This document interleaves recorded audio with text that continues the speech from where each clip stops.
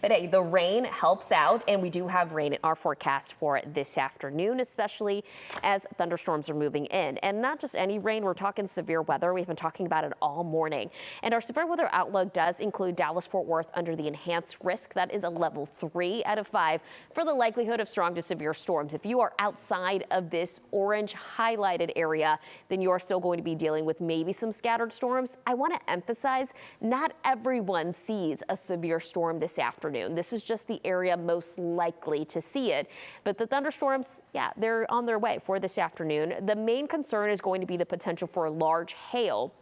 And that's with the strongest of storms. Not everyone sees that, but the damaging winds will also be a potential, and we're not ruling out the potential for an isolated threat. Again, the hail threat will be the highest, and this will happen when storms start forming, but then later in the evening, it'll be more of a damaging wind threat, and the very low isolated tornado threat is there, and even a lower flood threat. So let me go ahead and show you what those impacts are.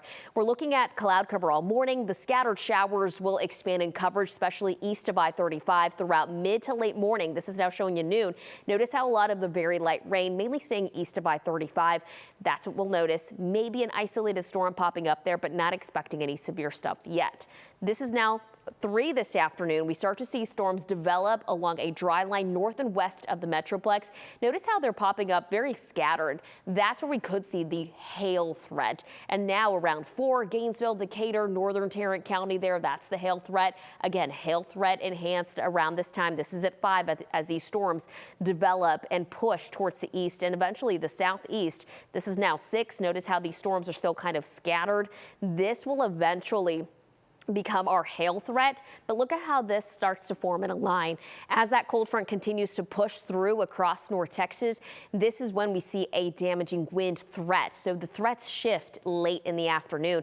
This is now 8. We see these storms pushing towards the south and east. Now Mineola, Canton, Corsicana. This is 9 and 10. And then southeast Texas gearing up for that threat for severe weather. Meanwhile, 10. We're in the clear with a threat for strong to severe storms. We'll likely still see some lingering showers and windy weather.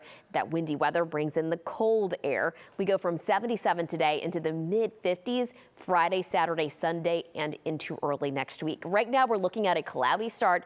Our weather for cam showing just that with a temperature of 65. We're starting to see already those showers popping up in and around the Dallas-Fort Worth area. You'll likely see some sprinkles on the windshield over the next couple of hours. And again, we're expecting this to expand in coverage as it moves into areas east of I-35. It's breezy as well. Winds are gusting up to 30 miles per hour.